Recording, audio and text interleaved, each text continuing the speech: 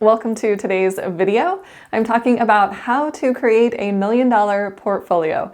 I'm going to show you the actual math.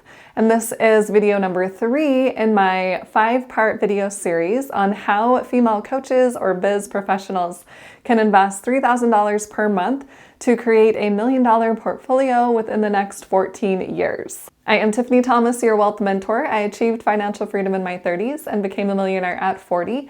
I'm here to help you do that even earlier and easier and without bias. I do not work for any third parties, no investment firms. I am just sharing what I have learned on my journey, and I'm not going to recommend anything that is not going to be in your best interest. So let's dive right in. The first thing that I want to talk about is to share examples of the actual math on how to build a $1 million portfolio. I'm going to show you 3 different examples, plus I'm going to share some examples from my clients so that you can see some real life examples. And then I'm also going to share how to calculate what your financial freedom number would be so that if it is over $1 million or less than $1 million, you can determine the amount that you want to have invested. And then I'm also going to share the different versions of retirement. That way you can pick which one is going to work best for you. And I will also share some examples on what I have done in my own life. All right, let's get into the numbers. Here is the compound interest calculator we are going to take a look at. If we want to create a $1 million portfolio, one way to do that is to invest $3,000 per month with a rate of return at 10%. And that is pretty average for the US stock market. And inflation is averaging about 3%, even though it's been higher recently. So if you aren't planning to increase your investing over time, you could definitely use a 7% interest rate. But a lot of people do add in some extra money over the years. So I'm going to stick with a 10% rate of return. If we do this for a period of just 14 years, we are going to create a $1 million portfolio. We will have $1,091,428 in our investment account. And honestly, we can automate this. This is what I do with my clients.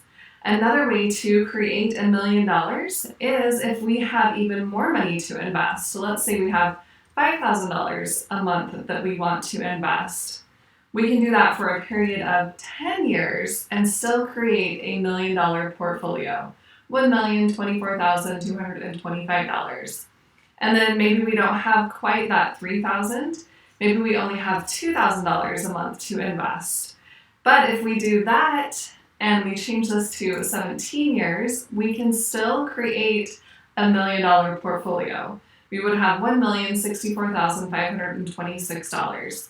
So if we just continue to invest the same amount every single month, depending on how much we are investing, we may have to invest a little bit longer or a little bit less time, but we can create a $1 million portfolio. The next thing I want to show you is how to create or how to figure out your financial freedom number. So I want to show you this calculator. This is from Jeremy with Personal Finance Club, and his Instagram is awesome, by the way. But let's take a look at his calculator. Let's say we are currently age 30 and we have a starting investment of $3,000, and we are going to continue to invest $3,000 every single month, and I'm going to leave this at a 10% rate of return. So if we wanted to retire by age 50 and we wanted to be living off $150,000 per year, then we can take a look at our numbers down here. So investment at retirement. So at retirement age 50, we would have $2,288,272. And we can take a look at this graph down here. So this green number is our financial freedom number. The way that we calculate this is by taking our annual expenses in retirement, so that $150,000, and then multiplying it by the number 25. And in this case, it's going to give us a total amount of $3,750,000. So that would be the number we want to have invested in order to retire. But the nice thing is, even though we stop investing at age 50, with $756,000 invested, our money still continues to compound over time. So even though we aren't contributing extra money, our money is still growing and we are still able to hit that financial freedom number at age 59 and continue to watch our investments grow over time. So we don't actually have to necessarily have that full amount invested in order to retire. If we are close enough, our money will continue to compound over time. And now I want to show you some examples from my private clients so that you can get an idea on some real numbers here. For example, I have a client who is age 47 and she had a starting investment of $116,000 and she wanted to invest $3,500 per month. And we are going to actually only give this a 7% return. She didn't plan on increasing her investments over time. So we're changing this to 7%. And she wants to retire at age 66. And she wants to be living off of $115,000.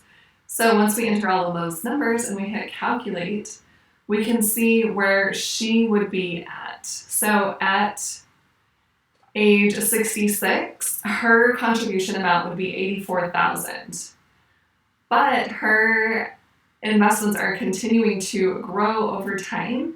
So she would actually hit her financial freedom number at age 77, that $2.875 million. So again, she doesn't have to continue to contribute to her retirement account. She can just let that continue to compound over time. And then let me share another example with you. And I want to do this one in a different calculator. And you can play with these calculators and look at your own numbers and see exactly how much you would need to invest in order to retire when you want to. So my other client, her current annual income is $111,000. And then she is saving 15% or investing 15% of her money.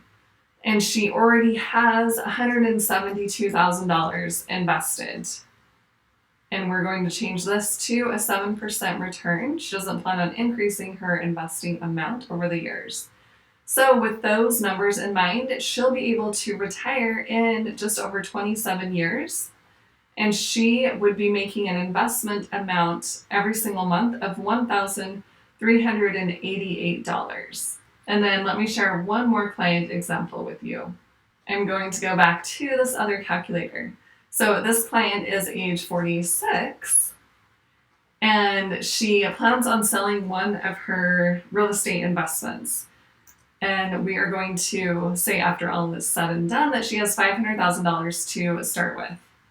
And she is going to invest $4,000 per month. And we are going to give her a 10% rate of return because as her income increases, she plans on investing a little bit more over the years. And she wants to retire by age 60. And her annual cost of living is going to be $150,000. So if we hit calculate, we can see the numbers again. So investment at retirement. So when she plans on retiring at age 60, she will have contributed $720,000. And she will also hit her financial freedom number that same year. So $3.750 million. And this is because of compound interest. If we are leaving our money in a savings account, we are definitely not going to make nearly as much money as we could if we invest in the stock market, especially in stocks. And then there is one other thing that I want to share with you, because a lot of people get caught up in trying to have that full amount invested when they retire. But there are actually different options that we could retire with, if you will. So if you haven't heard of the FIRE movement, it stands for Financial Independence Retire Early. And there are different ways to achieve financial independence or retire early. The first one I want to talk about is called Lean Financial Independence. And this one means that you have enough investments that can cover your essential expenses. Essential expenses include budget line items such as housing, food, and utilities. So think of this as just a basic amount that you have to cover your basic expenses. So no traveling or any extras. And I actually achieved lean financial freedom before I purchased my fourth property. And I wanted to achieve regular FI, which we're going to talk about in just a moment. So I ended up purchasing another property, and that put me at regular FI or traditional FI.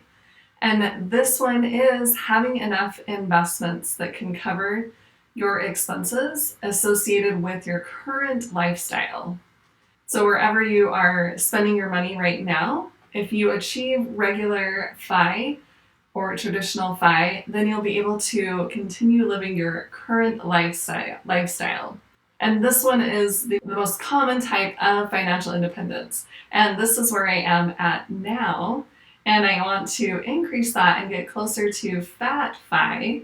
And fat FI is having enough investments that can cover expenses associated with a higher standard of living than your current lifestyle. So you would be able to take extra trips or fly first class or spend more money on just other things that you aren't currently spending on. And then there's also barista FI. And this one is pretty cool because this one is having enough investments that can cover a portion of your current expenses today and supplementing the difference by working a lower stress part-time job. So you can just have a part-time job doing something that you really enjoy and still be able to achieve barista FI. And then the other one I want to bring up is Coast FI. And this one is investing up to a specific amount and then relying on compound interest in order to reach your FI number without the need to invest anymore. And we looked at a couple of those examples. So we could see that we didn't quite achieve our full financial independence number by the age we wanted to retire. But if we just let compound interest do its thing, it can continue to build that amount over time, and we still wouldn't need to invest anymore. So those are the different types of financial independence. So you can choose which one is going to work best for you. All right, hopefully you can figure out how much you'll need to be investing to create your own $1 million portfolio. And if you do want help with this, I have a free masterclass where I go over how I can help you invest in the stock market to build that $1 million portfolio. I will leave a link to that free masterclass below in the description. You can click on that and check out the free masterclass. Comment below and tell me if you are going to build your own $1 million portfolio. I am curious to know. And make sure and check out the other videos in this series. The next one is going to be which investment account to set up so that you can actually build that $1 million portfolio. And don't forget to please hit that like button and the subscribe button and share it with someone else who wants to build their own $1 million portfolio. Thanks so much for watching. I will see you in the next video.